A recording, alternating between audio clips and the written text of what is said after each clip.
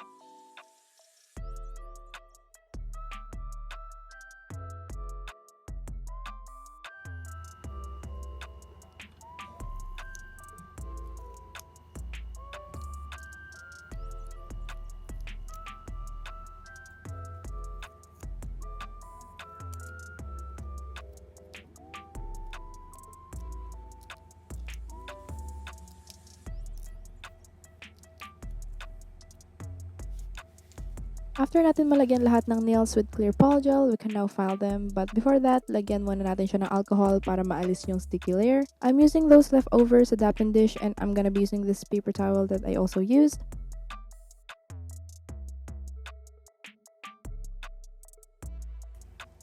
kasama ng Dap and Dish, bumili rin ako ng nail file sa same shop.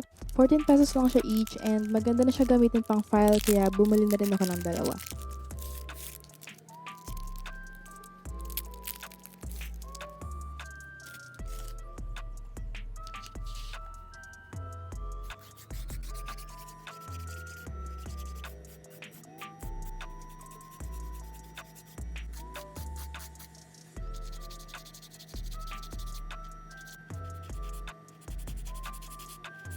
After filing, kailangan din natin siyang i-buff para maalis yung deep scratches from filing.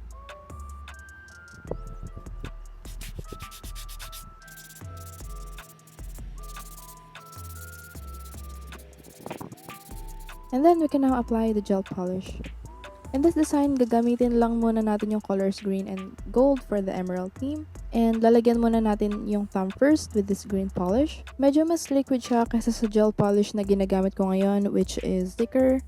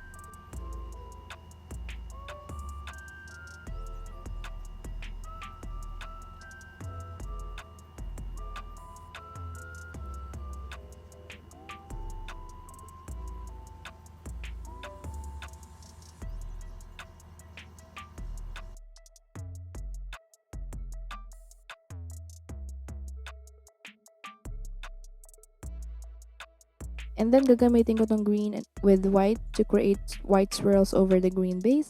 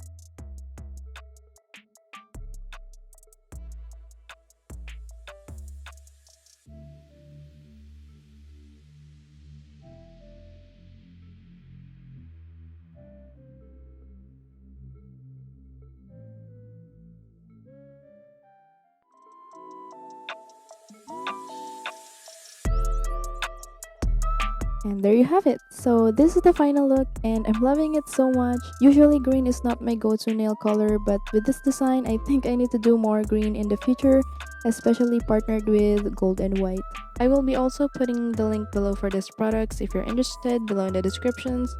So I hope that you guys enjoyed this video. Don't forget to give this a thumbs up, comment down below suggestions on what I should do next, or you can also give me a DM through Instagram and also follow me there at the Happy Fingers. And if you're new here, subscribe to my channel, turn on my post notifications, and I'll see you on the next one.